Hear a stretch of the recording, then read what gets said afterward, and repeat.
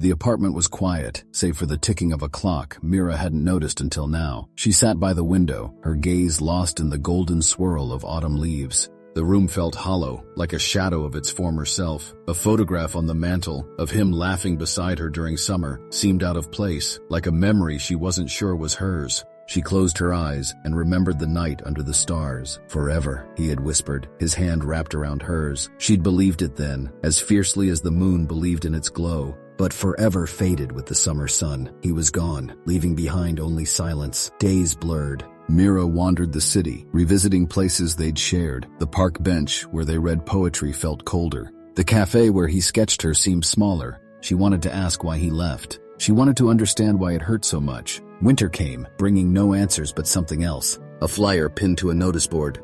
Community Art Night, paint your story. She hesitated, then tucked it into her coat pocket. The art studio was warm and dimly lit. Mira picked up a brush for the first time in years. At first, her strokes were hesitant and incomplete, but over weeks her canvas filled with clashing colors, a chaotic map of heartbreak and hope. One evening, an older woman glanced at her painting and smiled. "It's beautiful," she said softly. "Loneliness isn't about being alone. It's about forgetting who you are when the world grows quiet." That night, Mira went home and took the photograph off the mantel. She didn't throw it away, she placed it in a drawer. The empty space it left felt like a beginning. By spring, her walls were alive with paintings. Sunlight streaming through the window didn't just brighten the room, it warmed her. For the first time, she saw the seasons not as endings, but transitions. She smiled. The clock ticked on, but this time she didn't mind.